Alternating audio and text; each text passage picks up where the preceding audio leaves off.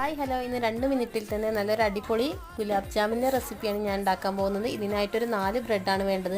ഇനി ഇതിലേക്കുള്ള sugar syrup ഉണ്ടാക്കാനായിട്ട് ഞാനൊരു പാനിലേക്ക് 1/2 ഗ്ലാസ് വെള്ളം ഒഴിച്ച് കൊടുത്തിട്ടുണ്ട്. അതിലേക്ക് ഒരു 3 കപ്പ് പഞ്ചസാര ഇട്ട് കൊടുത്തിട്ടുണ്ട്. ഒരു 4 ഏലക്കായ കൂടി ഇട്ട് കൊടുത്തിട്ടുണ്ട്. ഇനി നമ്മുടെ ഈ ബ്രെഡ് നന്നായിട്ടൊന്ന് പൊടിച്ചെടുക്കാൻ വേണ്ടിയിട്ട് മിക്സിയിലിട്ട് കൊടുത്തിട്ടുണ്ട്. ഒരു 2 സ്പൂൺ പാൽപ്പൊടി കൂടി ഇതിലേക്ക് ഇട്ട് കൊടുത്തിട്ടുണ്ട്. ഇതാ നന്നായിട്ട് പൊടിഞ്ഞ് വന്നിട്ടുണ്ട് കേട്ടോ.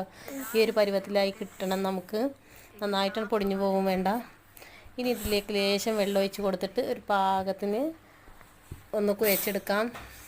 ഇതാ നമ്മുടെ ഷുഗർ സിറപ്പ് നന്നായി കുറുകി വന്നിട്ടുണ്ട് കേട്ടോ. ഒരു നൂൽ പരുവത്തിലാകുമ്പോൾ ഫ്ലെയിം ഓഫാക്കാം.